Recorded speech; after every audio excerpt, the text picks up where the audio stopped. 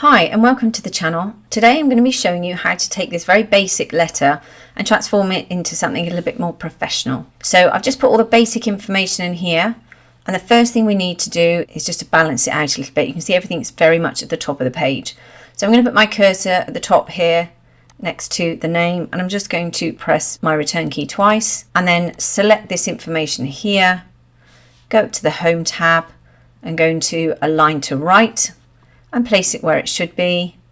I'm going to place my cursor at the end of the code here and press return just to space out the email and the date. Then I'm just going to put my cursor at the top of this name here above it and press my return key again just to create a little bit more space, and again below here just to push that down a little bit. One more space here and then two more spaces for my signature. So once I've done all that, I'm going to put in my electronic signature. If you want to know how to do that, there is a link in the description below. Just go to Insert, Pictures, click on the drop down, Picture from File, select the signature and click Insert. Go to Wrap Text and select In Front of Text. That means you'll be able to move this signature around and resize it.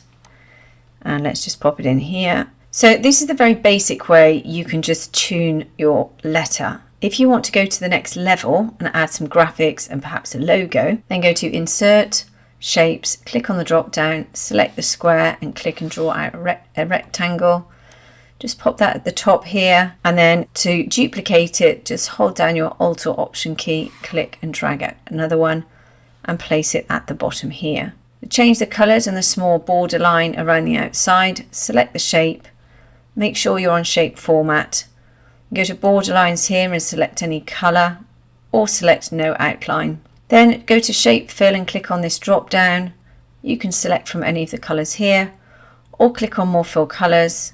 Where you've got a colour wheel here, you can move this little cursor around the wheel and then your selected colour will be here, and just click OK. So I rather like the last colour, so I'm going to stick with that one. And just take off the border at the bottom. Okay, now we can insert a logo. So go to Insert, Pictures, Picture from File, pick the logo of your choice and click Insert. Again, select it, go to Wrap Text and select In Front of Text. Once again, resize it, and then you can place this wherever you like in your document. When you move these around, you can see they click into place. If you want to smooth out that movement, hold down your Alt or Option key, and it will smooth that out for you so it can be a little bit more accurate. Once you're happy with your letter, you can actually save this as a template, so you can come back in time and time again and use it without destroying the original. And the way to do that is to go to File, Save as Template, save it as a name at the top here, make sure it's saved in your templates file, and then go down to the bottom and make sure the file format is Microsoft Word Templates, and then click Save. What that does mean is when you go to the Home tab of Microsoft Word, you'll see templates at the top here.